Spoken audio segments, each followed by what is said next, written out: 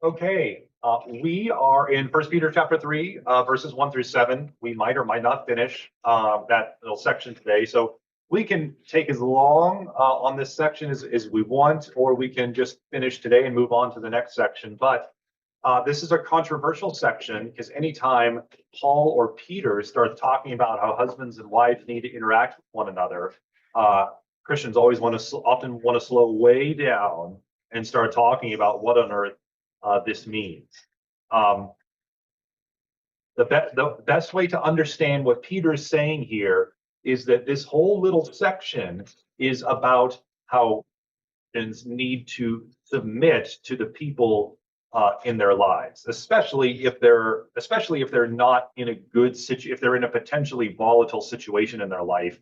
Peter wants them to submit to their authorities, to the authorities in their life anyway, as a testimony for Jesus. So in 1 Peter 2, 11 to 12, that's sort of like his foundational statement where he says, uh, as I urge you, as foreigners and exiles, to abstain from sinful desires which wage war against your soul.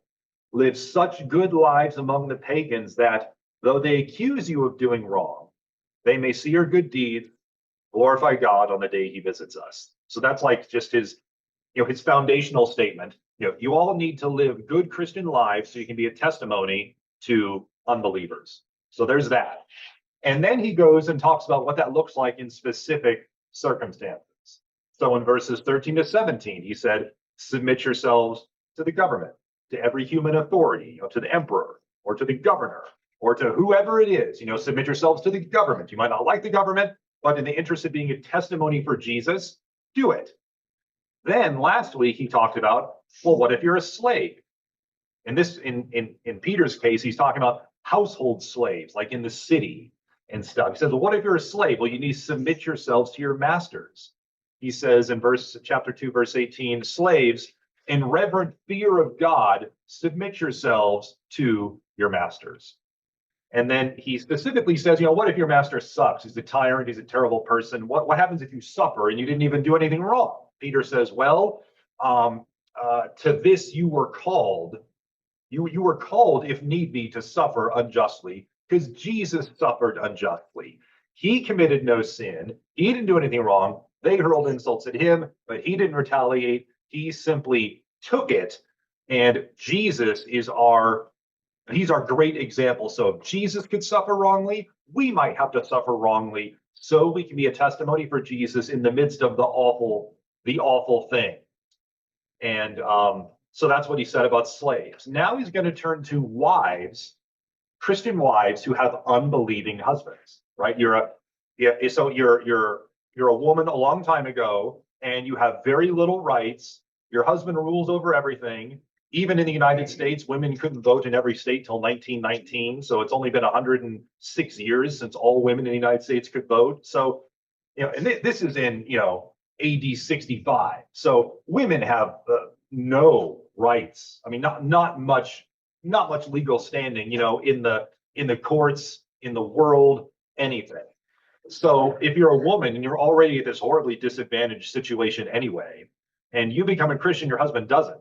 What if he starts demanding that you don't go to church? What if he starts demanding that you do this? What if he starts trying to assert in some domineering way? And again, this is a long time ago, so it was the husband was definitely in charge then, and he doesn't like the fact that you're a woman, you're the wife, and now you're a Christian. You don't worship the pagan gods anymore. You don't go to church with him. You have another allegiance now. That's a really tough spot. So what are you supposed to do if you're a woman in this situation, your wife in this situation? Some Muslim women like that now. Yeah. Okay, that's really good. So that's the situation that Peter is talking about in 1 Peter chapter 3. So just bear that in mind. And all of this talk about submission, to the government, slaves to their masters, wives to their husbands, and husbands to their wives, which is verse 7. All of this is in the context of, hey, you need to be a testimony by the way you live to the unbelievers around you. That's the whole point of this entire section. So this talk about wives and husbands and submitting, this is not like this culture warrior thing. Like this is not a culture war thing that Peter's talking about. Like this is that this is a really serious thing about how real people are supposed to live real lives in difficult situations. So now we come to 1 Peter 3, 1 through 7. And I'm only going to go till 7:30, so we may just pick it up again next week. On that, when Ronnie and I got married in 1963, that was still part of the marriage vows, to love, honor, and obey. Uh-huh. And my husband asked the preacher to take it out, not to put it in our marriage vows. Really? What did you think about that? There's a difference between respecting my husband and honoring his position Uh-huh. as being the leader of our home Yeah. and in being a slave to him. Hmm. And so I didn't have a problem with it. Yeah. But Yeah. he pointedly asked the preacher to remove it. Okay. Huh. It's yeah, let's read it. Let's read. So I'll read verses 1 through 6.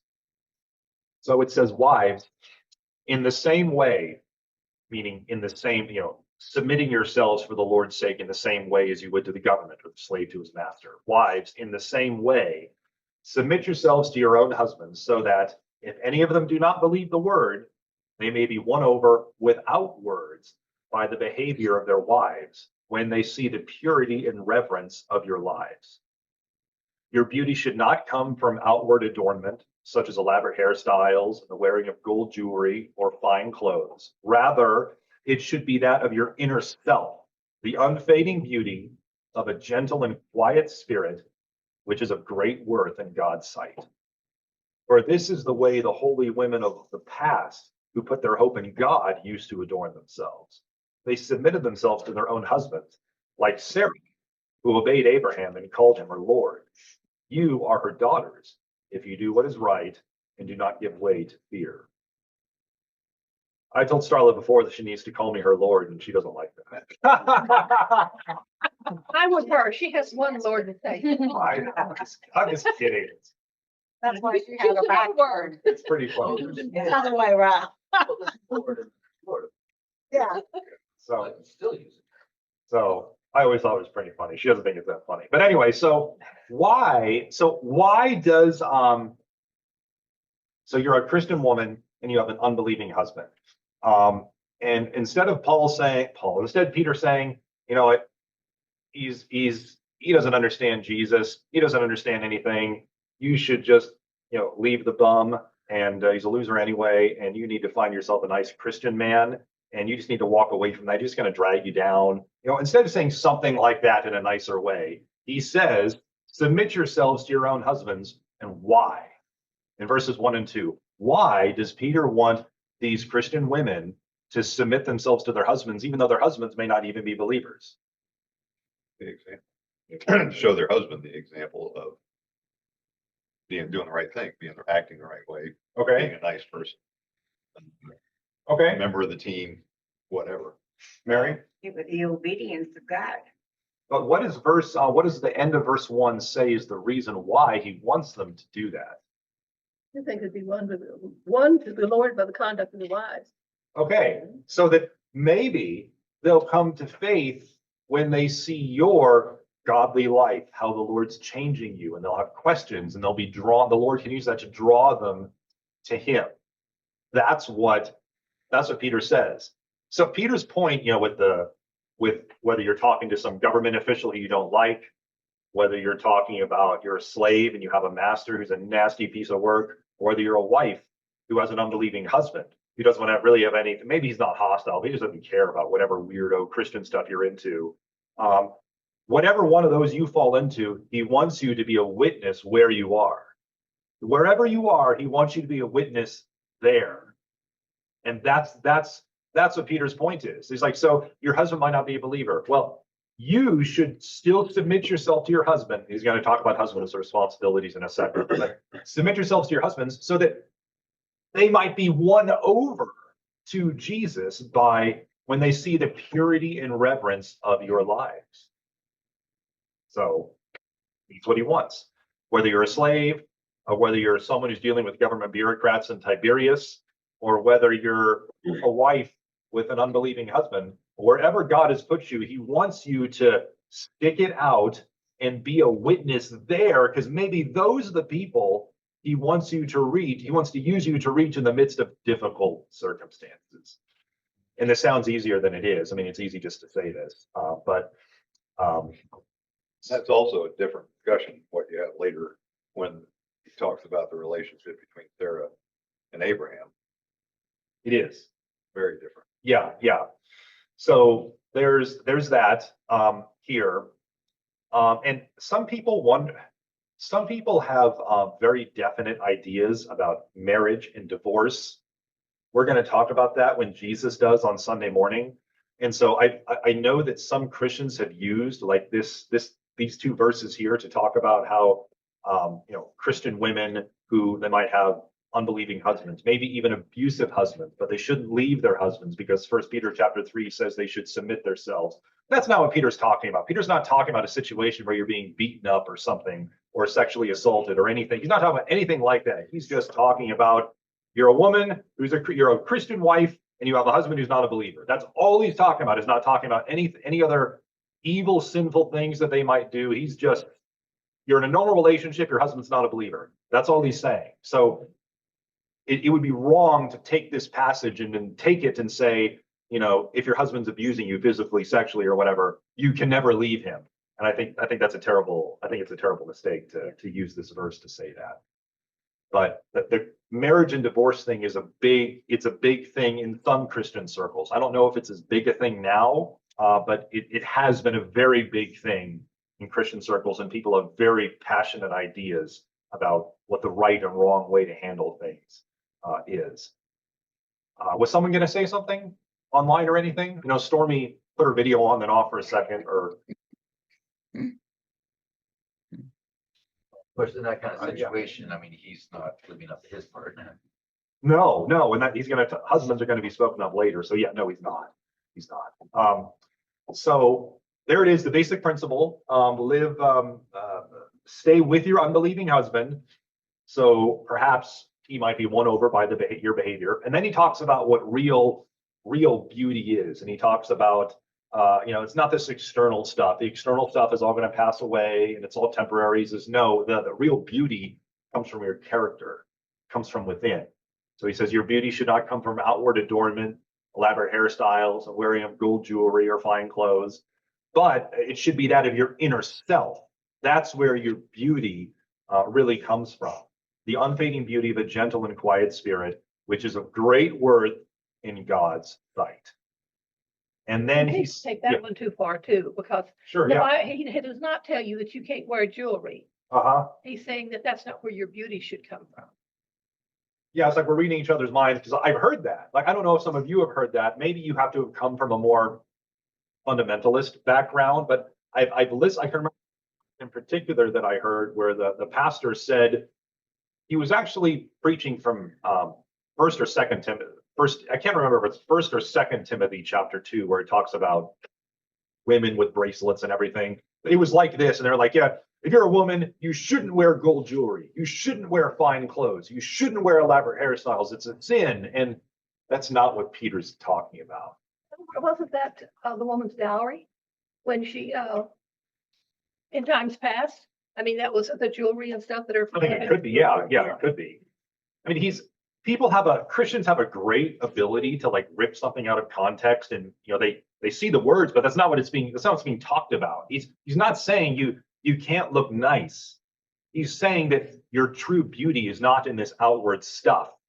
It's the inside. Putting on a bracelet doesn't make you nice, a nice person. Yeah, it's your inner self, the unfading beauty of a gentle and quiet spirit, which is of great worth in God's sight. That's where your true beauty comes from in God's sight. And he says that's the way the holy women of the past who put their hope in God used to adorn themselves. The holy women of old, like the great women of the faith, they're not great women of the faith because they're the hottest ladies who ever lived. They're great women of the faith because they have this inner spirit of love for God that just comes out in everything they do. And that's where the inner beauty, that is what being a holy, godly woman is about. Not this external stuff. And that's what Peter's trying to trying to get across to them. And then he uses, like Phil mentioned, then he uses Sarah as an example. And he just uses this one little thing just to illustrate it, how she spoke respectfully to her husband. And you use the phrase Lord, which could mean sir, in a common vernacular. I'm not saying you need to call your husband sir. He's just using it as an example of Sarah had respect for her husband. So if you're a wife, whether your husband's a believer or not, whatever, you should treat your husband with respect. Treat your husband with respect. And Well, even it Sarah has to- had it has to, failures but- there. It has to go both ways. It does. It does go both ways. Or it won't last. But even Unless Sarah it had her becomes failures abusive. there. Yeah, yeah. Abraham had his failures, letting his wife get abused at least twice by pagan guys and trying to pass her off as his sister. Abraham's got some faults, and Sarah had a lot of reason not to trust him anymore. Sarah has her faults. I mean, we're imperfect, messed up The people. way she treated her maid and the way she drove, Yes, the way she drove his child away. yes. So I mean, we're all messed up people. But what Peter's saying for Christian women, and this is a work in progress because God has to transform us, and that takes some time. Like Phil's house that he's had to take down to the studs and is redoing. I mean, it's taking some time to knock it into shape, and we're a lot more complicated than a house. So wives need to submit themselves to and have respect for their husbands, especially if they're unbelievers. And he says, if you want to be like a daughter of Sarah, like there's this phrase in the Bible, we're all sons and daughters of Abraham, right? If you're a believer, like Abraham was, then you're one of his children, right? You're following his example. And so he's taking Sarah and he's using her as like a counterpart. It's like, you want to be a daughter of Sarah, like a godly woman like Sarah? Well, then you need to have reverence and respect. You need to respect your husband. You need to submit to your husband. And then we get to verse 7, which we really don't have time to talk about because there's only 2 minutes left. And I knew this would happen. But we could, okay, I'll spend three, I'll go really quick and we can talk about it next week. I just don't want to leave this hanging. It'll take too long. We're gonna have to postpone it. I'll read verse 7 and I'll tell you the key things to think about. And then we can come back next week and tackle verse 7. I'm almost certain that your translation doesn't try to help out very much because there's controversy about what Peter is saying. And when translators are uncertain about exactly what's being said, good translations don't try and help out. They just translate it kind of woodenly and leave it alone. So I'll read what the NIV has here. It says, husbands, in the same way, be considerate as you live with your wives. Treat them with respect as the weaker partner and as heirs with you of the gracious gift of life, so that nothing will hinder your prayers. So the big conundrum here is what does it mean? I'm going to just use what does it mean that the woman is the weaker partner or the weaker vessel? Your translation probably has weaker vessel. Does everyone have that? Does anyone have something different? What on earth is Peter saying here? Is he a misogynistic loser? What's he saying about women? What do you have, Mary, for 1 Peter 3:7? Oh, sorry. That's all right. Next page, 3:7. Yeah.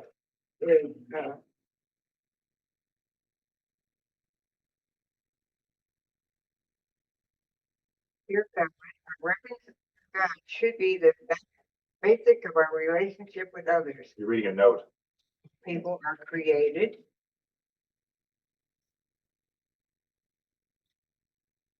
That's what it says. Okay. Well, your translation probably calls the woman a weaker vessel.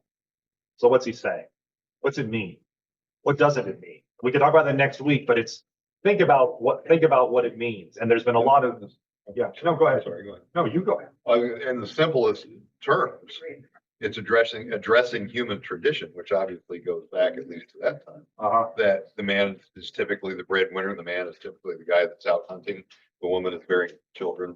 And I know I'm probably going to get in trouble with what I'm saying, but I mean, that's kind of been tradition throughout humanity. So, And it's biologically fact in some yeah, respects. It doesn't have to be bad. Uh-huh. to be that way. Yeah. It's just that way. And I, But they earn their living by the land and by the cattle and all of this stuff Uh-huh. and taking care of all of that stuff. And a woman could, he owned the stuff. And the woman, for the most part, and the woman had no way of earning a living, Okay. which made her, I mean, she couldn't support her children or she couldn't. That was Yeah, the yeah. reason God set up the program where the, I can't think of the word, where a relative Oh, would yeah, yeah. marry the wife. Yes. Yeah, yeah, like Ruth. That's the Yeah. situation. The that Ruth, brother okay? would marry the dead. Yeah, there's a word for it, but I can't. think Yeah, of it. yeah, Levirate marriage. Yeah, I I think. think for their standards, Yeah, the yeah. Jews were actually fairly progressive. But yeah, it's kind of. But even that, some of that anyway, is a construct of human society. But I think if you go back even, let's say further, where, you know, the men, it seems to me, you know, if I could go back 5,000 years, the man falls into the role of the, the person who's out herding the flock. And his wife is tending the children and things like that. And I mean, I don't know why it's that way, other than the fact that women have babies and men don't, but Mhm. Well, they didn't I- have the mechanical things that we have now that help do the harder Yeah, chores. yeah, yeah. The men had the muscle and the, I think that I mean, you everybody- can't argue with the men physically no, strong. they're physically stronger, Jeff? most of the time. Everybody's, people have their duties, but, Yep. well, in here, so, it says, as with someone weaker, it doesn't say because she is weaker. That's true. It It doesn't. says as with she is weaker, which is, I think, kind of, nodding to, the cultural norm at the time, it's a patriarchal society. And then as you move further into that culture, you know, I don't want my wife to have to endure the blizzard where I'm out rounding up the cattle in the blizzard. I would rather, I'll do it. I don't want to put her through. Yeah, yeah. So then there's that to look It at was as also well. a matter of education. Yeah. Because the men were educated in the temple and everything. Whereas the women didn't, they weren't schooled as But- far as earning a living and stuff like women are now. So there's, I'll throw out three common things that you'll see as to what it means to be the weaker vessel, and then I'll just leave it. Then next week we'll talk about it. So there's three, and these have all cropped up at different times throughout history. One option, and you'll see this especially like before 1950, is weaker vessel means women are dumber. Like tons of people say like the 1800s, 1700s, 1600s. What they say is weaker vessel, women are, bless their heart, they're just, more feeble-minded. It's very misogynistic. But, in 1700, you weren't really going to get in trouble for saying that, and women were treated not as well. I mean, so there's that. And there are some people today who still think that, who still think, well, bless your heart, you just stay at home where things are simple and easy, and I'll protect you. I'm the man, I will protect you, and I'll go out and take care of everything. And you stay at home, don't mind your pretty little head about it. Sort of, I'm being a little sarcastic, but it's that women are not as mentally tough and they're not as intelligent. So that's an option. That's a long history in the Christian church. I'm not saying it's right. I'm just saying these are three common options. Another option. Education is withheld. Women. Well, no, they're not, when people say that, they're not saying they're not as educated. They're saying they're just simply not as smart. They're weaker in their mind. Right, but they would then justify that by saying, you can't read. Well, she was never taught to Yeah. read, then she, you know. I mean, women have become, So you withheld. Yeah. So that's one option. Another option you'll see is it means they're just physically weaker. They're more fragile, not emotionally fragile. They're not as strong as you. They need protection because they're not as strong as you. They're physically just weaker. So you need to be considerate and understanding. So that's another option. Well, I think you could debate that women be physically weaker physically, but stronger of heart. Okay. So I'll give you Right. I'll give you four actually. In Greek will not, this is written in Greek. Greek is not going to help you. So there's no like magic, well, what's it say in Greek? It says weaker vessel in Greek. I mean, there's no mystery here. So option one is women are just not as smart. Option two, Peter is saying, well, they're physically weaker. So option three, and this is a more common one, now is that women are psychologically weaker. They're just not mentally as tough. And that's a product of society. And I do not think that is correct. I think it's really insulting. And I do not think that one is correct. So I was gonna try to be neutral and just leave it, but I do not think I think that's a terrible thing to say. It's just dumb. I think it's just really dumb. I was trying to be neutral because I don't know what everyone here believes, but no, I don't think you can say that women are not mentally tough, especially after putting up with all this stuff that women have to put up with. He So, was created to stand beside man out of his rib, not out of, yeah. Yeah, not, He knows not I'm above tough. and below. right? So that's the third one. The fourth option is that women are weaker in that they're more socially vulnerable. They don't have as many, especially in Peter's day, they don't have many protections. They don't have as many, they're at a disadvantage all the time Society by the way society is. And you can really harm a woman because you had such power in society over her. She had no rights. And so it's that sort of, she's socially really vulnerable. And if you want to character to the courage, she doesn't have many rights. And it's just, she's in a much more precarious position than the man would be. The man can walk out and he could be fine. He's Most of the women of the world are still in that position. so yeah, so those are four common options out there. Option one, women are just not as smart. That's why they're weaker. They're not as. Option two, women are just physically weaker, which is true, but is that what Peter is saying? So we'll talk about that. Option three, women are just fragile little flowers and they're psychologically just not strong. They're just not strong. Option four is they're weaker because they're a more weaker position in society. They don't have as much protection and they have less legal rights and everything else, especially in Peter's day. So this will be a good example of how to do Bible study. We'll talk about this next week. You can read, if you want to compare what Paul says, you can read Ephesians chapter 5, verses 20 to 35, where Paul talks about husbands and wives, if you want to compare, and we can talk about this next week. I will say option one is, I don't believe option one is correct. I don't think women are dumber, okay, because there's plenty of idiot men around, wandering around everywhere, and plenty of women who are much smarter than men. So I think that's ridiculous. I don't think that's right. And I don't think that women are psychologically weaker. So I don't think options 1 and 3 work. And I think they're really insulting and really cruel and nasty. So I wanted to get that out there before we leave it for the week. I took care of my husband for 23 years Yeah. when he was physically unable and when he was, I handled all the finances by him turning it all over to me legally. Everything was, that doesn't fit with the woman that I am. No kidding. And I'll say this is at churches you've been at in the past, or maybe churches you'll go to in the future, what often, not always, but what often happens is that this whole thing about submission, husbands and wives and submissions, can become a really big thing.